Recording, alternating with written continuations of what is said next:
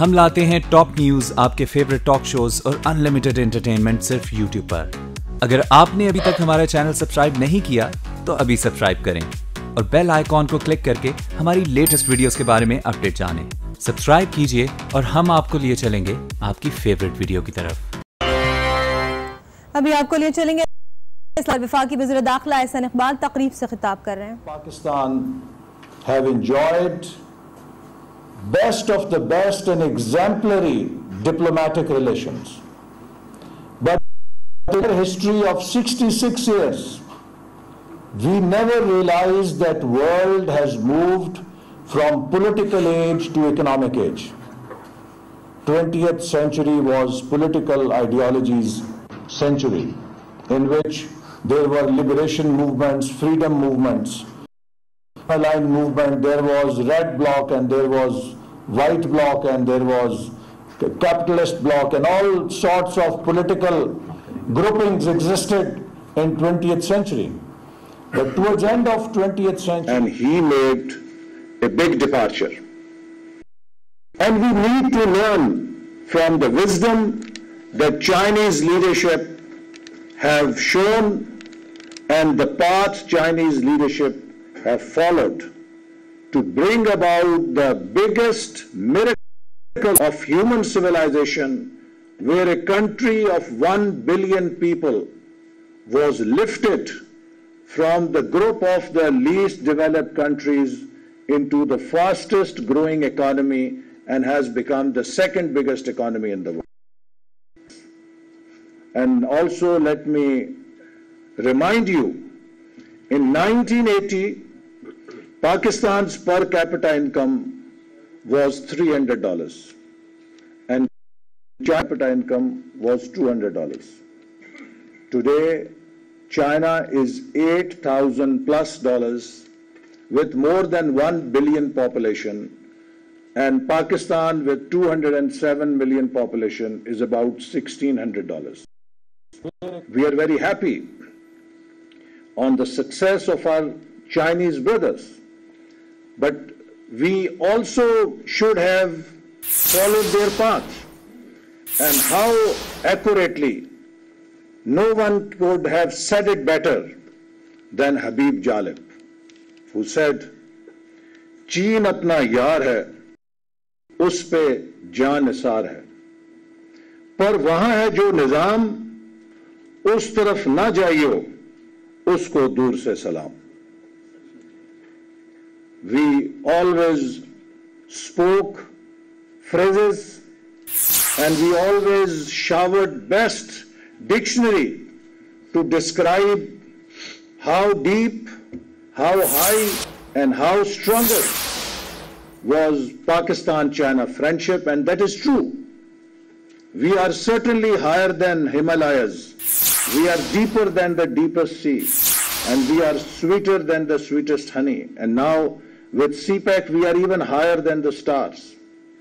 But then the spirit of this relationship should have been that we should have followed the economic miracle of China.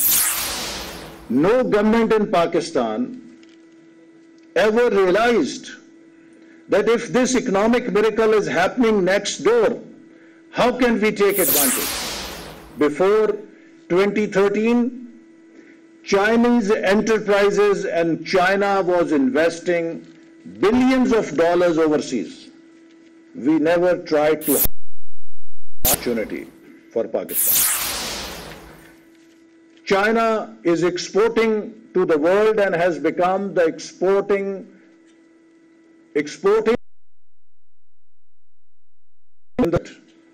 the low cost of production. But China is also importing more than $1 trillion of imports from all over the world. But none of our business chambers, none of our governments ever thought, how can we find some space in this more than $1 trillion import that China is making? Because we continue to be a political nation in our outlook. We did not recognize the economic changes. in 21st century, the world does not meet anymore in CENTO, Baghdad Pact, or non-aligned movement summit meetings. Today, the action takes place in G7 and G20. And when a country sits in G7 and G20, nobody asks that country, what is your political system? They ask them, what is your per capita income and what is the size of your GDP? It is the economic that qualifies today countries to join the elite group in the world. That transformation, as I was mentioning, was first recognized by Mr. Deng Xiaoping, one of my favorite leaders. And he said that to uphold socialism, we must eliminate poverty. Poverty is not socialism. I think that is what we must also learn, that all the ideals we cherish are hollow and meaningless if we are an underdeveloped country or a poor country. Then he gave a way to his people. He said, as long as cat catches the mice, it does not matter whether it is black or white. We all need to work harder. We need to borrow principles that can make us prosperous. And socialism-based economy is one that brings prosperity to people. Anything that does not lift us out of poverty is not socialism. So, a very clear vision of Mr. Deng Xiaoping laid foundation for New China. And today, President Xi is taking that economic revolution to next level and making it a revolution which China is sharing with the other countries in shape of road initiative. So, ladies and gentlemen, we also have a choice to make today. In English, they say, either you keep doing what you are doing and you keep you are getting. If you want to stop getting what you are getting, you have to stop doing what you are doing. We have to learn from China how China, with its political stability, how China, with its social solidarity and harmony, and how China, with pursuit of its economic policies and vision, has become a success story in the world. And CPEC, for the first time, offers an opportunity to Pakistan to join China in a community of shared destiny, in the words of President Xi. When President Xi came here, he said that we want to set up with Pakistan a community of shared destiny. Now, this is a very powerful phrase. You do not have a community of shared destiny with strangers. जो सांझदारी है, ये भाइयों के दरमियान होती है, जो खुशी गमी का साथ होता है, जो एक अपनी किस्मत किसी के साथ आप शेयर करते हैं. And it was a very powerful message, and this is the spirit of CPEC. The first time we are bringing the dimension of economic cooperation in Pakistan-China friendship that we should have done. But as they say, better late than never. Ladies and gentlemen, China has proven that it is the most trusted friend of Pakistan. In 2013, when we started CPEC journey, Pakistan desperately needed foreign investment. We were facing 20 hours of power shortages. There was not enough electricity to even recharge batteries in UPS systems. The standby generators we used to run would not recharge batteries because there was not even 2 hours continued supply of power. At that time, international media was writing about Pakistan, that Pakistan back to stone ages. It is burning candles to light. Security situation was so deplorable that not a day would go when we did not have some terrible incident in any part of the country. Karachi, the economic engine of Pakistan, had virtually fallen hostage to the crime mafias. And every economic player in Karachi was thinking of relocating their business, and if not their business, their residence, their home. Economic meltdown had reached at stock exchange, had crashed to 19,000 points.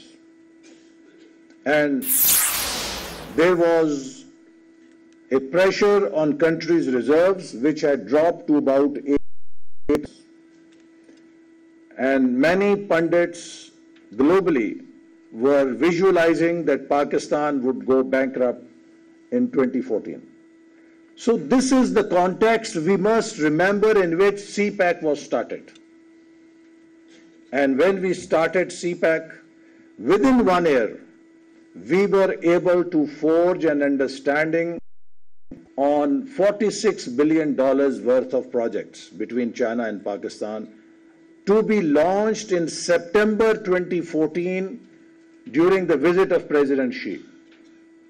But again, we were a political nation, and there were political events in the country that led to postponement of that visit, and no one can ever imagine the loss of 8 months that had to take place. Had we done that launch in September 2014, we would be 8 months ahead on implementation of CPAC, and that would be a great advantage to Pakistan.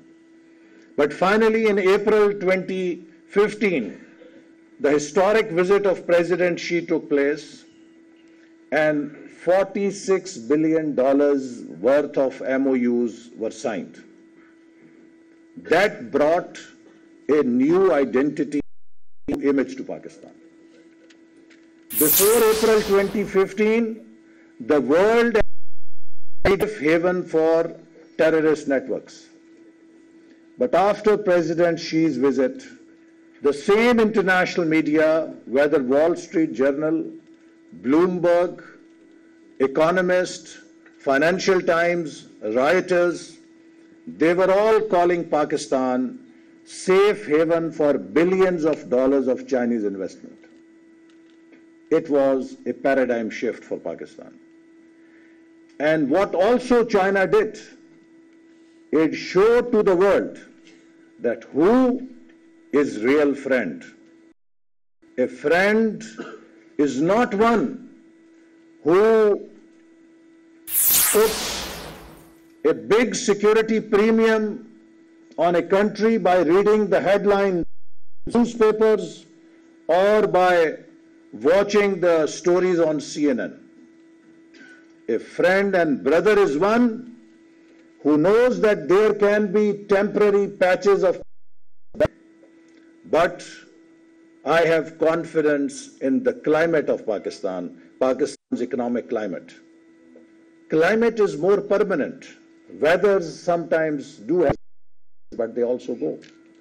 So China demonstrated through CPAC that faith and confidence in the economy of Pakistan, and it is willing to become a major partner in modernizing Pakistan's economy.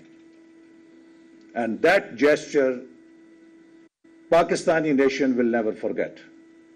That while others were walking away, that while others were shying away, the government and people of China came to Pakistan's rescue and announced to the world that here is Pakistan, we have confidence in Pakistan, and we are coming forward to invest billions of dollars in Pakistan because we think that Pakistan is not a risky country, it is a safe country.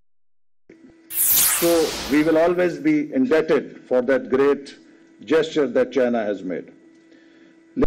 And from there on, within 2 years of signing of $46 billion of MOUs, I'm happy to say that more than $27 billion worth of investment has been energized.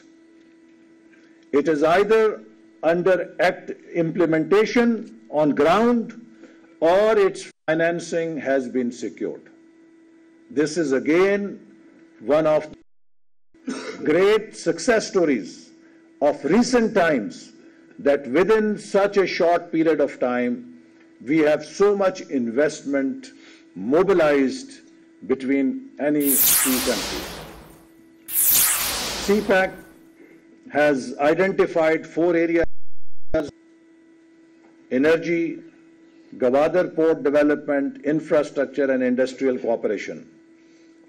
And we started on this for the first phase of CPEC projects, but then simultaneously we started working a long-term framework, because the first phase of CPEC was primarily targeted at fixing Pakistan's immediate problems.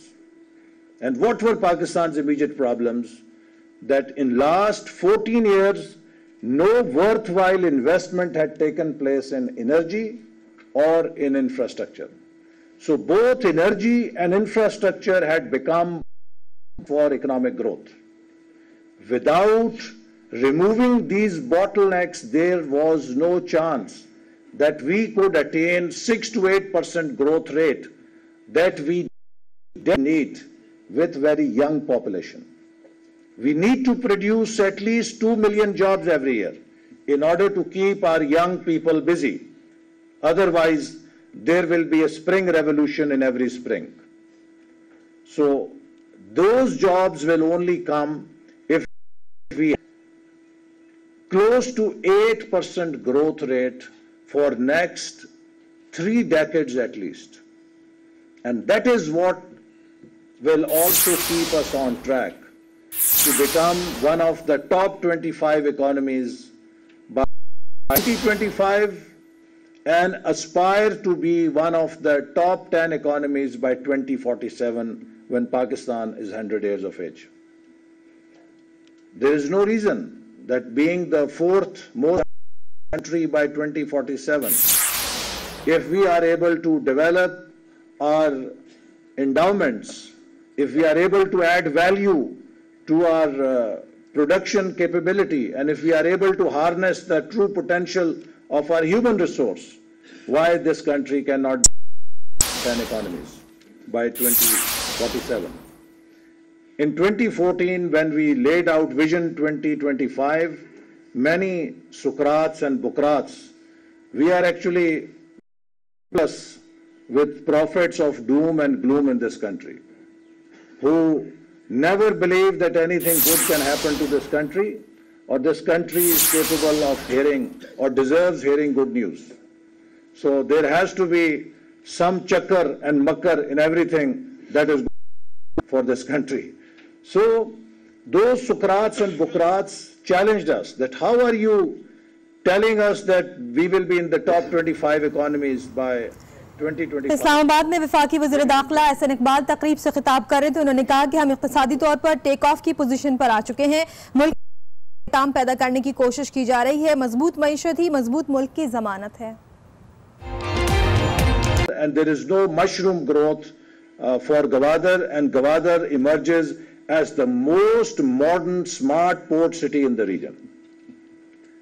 We are also working on connectivity front, on the connectivity of 21st century, which is the digital connectivity. We are constructing motorways, highways, but in CPEC we are also constructing information motorways by laying fiber optic cable between Pakistan and China, which will open Gilgit-Baltistan in technology area to the world. Gilgit-Baltistan, the remotest areas of Pakistan, will have same level of data connectivity that is available to software houses in Islamabad or in Karachi. That will mean that the youth of Gilgit-Baltistan can set up software export houses and can be connected with the cyber world and have all the opportunities that we need in the fourth industrial revolution age. We will cooperate in the areas of artificial intelligence, cyber security, big data, cloud computing, which are the drivers of fourth industrial revolution. So this partnership will help Pakistan take a leapfrog jump in technology front. On energy, there is a very balanced portfolio. In energy in the past, we were able to focus only in one area. First, we depended 70% on hydro, then we became 70% dependent on oil. And the problem was that if you had 2 dry years, you were out of electricity. And if price of oil went $100, you run those power plants. So we have sought to diversify power generation through CPAC. CPAC has helped us uncover the dream of power generation through our own indigenous coal and Thar a reality. For 66 years, we had this huge deposit of coal in Thar, Sindh, which we were blessed like oil in Saudi Arabia or in Middle East, but we could not even scratch its surface. It is CPAC that has enabled us to mine the Thar coal deposits and to produce power from Thar, which is good for next 400 years. And we are using safe technology, environmental friendly technology for production of electricity from coal. Every coal project has to pass its environmental impact study. So we are cognizant of the environmental impact. All coal-based projects are environmental friendly and they environmental standards, but they give us cheap source of energy, which is our own source of energy. We have hydro projects included like Sukhi Kanari and Karot, and now also doing study to start new projects on River Indus, and they will be a portfolio under long-term plan to work on hydro potential of Pakistan, which is in abundance. We have also, through CPAC, made Pakistan a player in renewable energy. Renewable energy in Pakistan. Today we have about 1,000 megawatt solar and 400 megawatt wind energy to provide us the critical mass for technology adoption and technology know-how in the country so that we can move forward in renewables. And this is going to provide a mass on which our engineers are getting trained. We have transfer of technology, and in future Pakistan can become a major country in solar energy with this transfer of technology that is taking place. CPAC also has grid and transmission support, because electricity is not enough unless you are also able to transmit and take it to the consumers. For again 15 years, no one bothered to invest in transmission and distribution. In CPAC, we are now constructing new transmission lines, and government is upgrading the distribution channels. Then the third important trade and industrial park, as I said, will be built or constructed all over the country. Every province will have share, and I'm happy to say all the negative misconceptions that were there in the beginning have been removed. Today, all provincial governments, and those provincial governments are not very friendly with the federal government. In Sindh, we have People's Party provincial government. In KP, we have PTI provincial government. But the proof of CPAC being a national project is that every provincial government is totally firmly behind CPAC today, and we have complete consensus that every province has a and that makes it truly national project. And we are very happy that we have the maturity and the wisdom that despite having different politics, we can be one on development projects, and that is the spirit that we need to keep and we need to promote. Agriculture development, poverty alleviation is a very important subject. Pakistan is an agriculture economy. You heard a chief economist, but I am happy to say that under CPEC, we will be able to get new technology from China in seed development and drip irrigation, which is very critical for the future of Pakistan. So this will be a very important intervention for development of our agriculture into value-added agriculture. We have tourism in CPEC areas as well as the coastal areas of Pakistan. We have 1,000 kilometers of coastline, but we never thought of developing it into a major tourist or an economic zone. Through CPEC, we will develop tourist resorts on the coast areas, and you all know that China is the #1 tourist nation in the world. Many tourist destinations in the world are actually very viable because they are attracting Chinese tourists, and they are competing to attract Chinese tourists. So if you go to Dubai on the New Year Eve or places, you find that majority of the tourists are from China because they are the #1 traveling and the tourist nation in the world. So again, we need to attract our friends, not just projects here, but also for them to come and explore the beauty of Pakistan, and in the process, we become a tourist economy. We will be able to develop our own infrastructure. And finally, livelihood and non-governmental exchanges. That this is not going to be it is not going to be a transactional project, but the idea is socio-economic development. So there will be focus on livelihood development, job creation in Pakistan through CPEC. And in Gwadar also, while we are doing big projects, we've also undertaken to preserve and develop the local livelihood of the fishermen and the boat making industry, cottage industry that exists. We don't want displacements in local livelihood. We want the local livelihood to be preserved, and we are also working in Gwadar for developing the cottage industry as well as these clusters of traditional small industry in Gwadar. But this will be the approach in the whole of Pakistan, that we would like to contribute towards job creation so that it alleviates poverty, and also non-governmental exchanges of people-to-people cooperation. I'm happy to say that today more than 20,000 students are already studying in Chinese universities. China is offering science and technology education to our researchers, which some Western universities are denying us. We have no evil design. We want science and technology for development.